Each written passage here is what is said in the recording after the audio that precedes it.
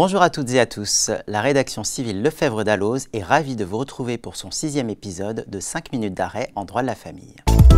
Au menu du jour, 3 décisions du mois d'octobre dernier. L'une en régime matrimoniaux rendue par la Cour de cassation, les deux autres rendues respectivement par les cours d'appel de Chambéry et de Grenoble en matière de succession et libéralité. On commence par un arrêt du 25 octobre rendu par la première chambre civile de la Cour de cassation. Cette première affaire concerne la qualification et le sort des stock options accordés à un cadre dirigeant marié sous le régime de communauté légale. Qui a droit aux actions qui en résultent? Est-ce seulement l'époux titulaire ou son conjoint également?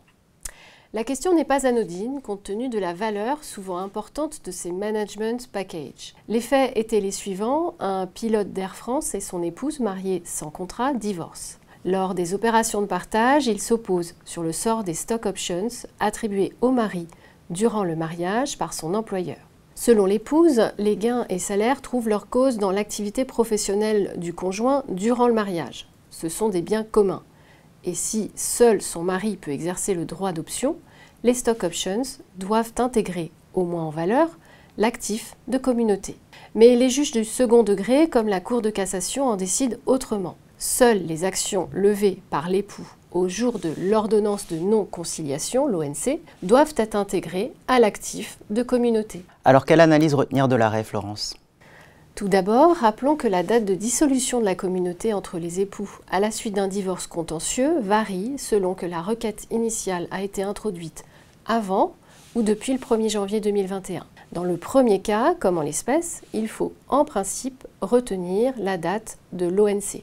Après le 1er janvier 2021, on retient la date de demande en divorce. Ensuite et surtout, l'arrêt confirme que dans le cadre d'un régime de communauté, il faut distinguer les stock options et les actions acquises ou souscrites en vertu de ces stock options. Premièrement, les stock options et les droits qui en résultent, donc ceux d'acquérir ou souscrire des actions, forment des propres par nature en raison de leur caractère personnel marqué.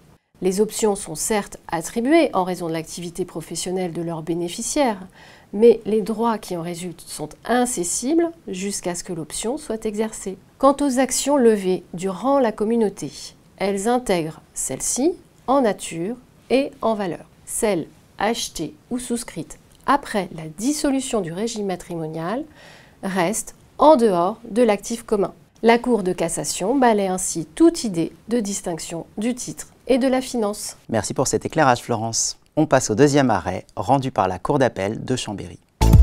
Hors du champ d'action du donataire, le changement de classification du bien donné non bâti doit être pris en compte dans l'évaluation du montant du rapport. Peu importe qu'une construction ait été érigée sur le terrain à l'époque où il était constructible. Voilà en substance ce qu'on peut retenir de cet arrêt du 3 octobre dernier. Reprenons les faits. Une mère donne des parcelles bâties ou à bâtir à 4 de ses 6 enfants.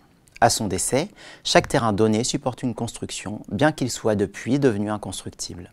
Lors du partage de la succession de la donatrice, le montant du rapport au titre des parcelles données divise les héritiers. Les uns soutiennent que les terrains doivent être évalués au prix du mètre carré constructible car ils sont effectivement construits. Les autres considèrent qu'il faut estimer les parcelles comme inconstructibles, ce qu'elles sont devenues après la donation. Selon la Cour d'appel, les terrains doivent être évalués comme non constructibles au jour du partage. En effet, la constructibilité d'un terrain, en ce qu'elle dépend d'une décision des autorités publiques, se trouve hors du champ d'action du donataire. Par conséquent, le changement de classification du bien donné non bâti doit être pris en compte dans l'évaluation du montant du rapport. La construction sur le terrain à l'époque où il était constructible est sans incidence. Cette solution, conforme à la jurisprudence de la Cour de cassation, vaut aussi bien pour l'évaluation de la réserve que pour celle des indemnités de rapport et de réduction. Pour finir, intéressons-nous à un arrêt rendu par la Cour d'appel de Grenoble le 4 octobre dernier. Caroline, de quoi s'agissait-il ici? L'arrêt a pour thématique peu fréquemment abordée l'avance en capital sur succession. Il précise plus particulièrement le périmètre d'intervention du président du tribunal judiciaire saisi d'une telle demande. Les conditions légales d'une avance en capital méritent d'être rappelées. Énumérées à l'article 815-11 du Code civil, elles sont au nombre de 2, à savoir l'existence de fonds disponibles dans la succession et la limitation de l'avance à hauteur des droits des indivisaires dans le partage.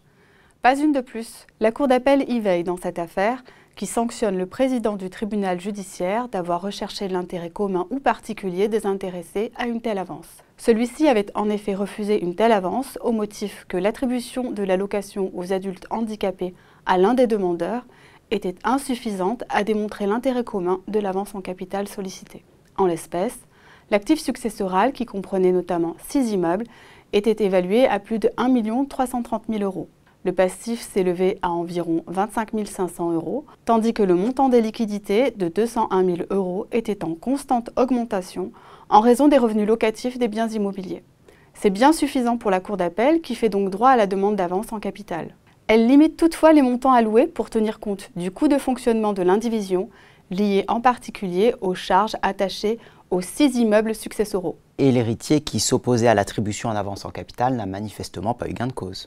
En effet, cet héritier reprochait à ses co-indivisaires notamment de refuser tout partage global en s'opposant sans contre-proposition aux 2 options de partage amiable proposées par le notaire de la succession. Il faisait aussi valoir que le partage des biens nécessiterait le versement de soult qui serait plus facilement assumé en cas de liquidité importante dans l'actif successoral. Mais ces arguments n'y changent rien. Merci Caroline, et merci à toutes et tous. On se retrouve très prochainement pour un nouveau numéro de 5 minutes d'arrêt en droit de la famille.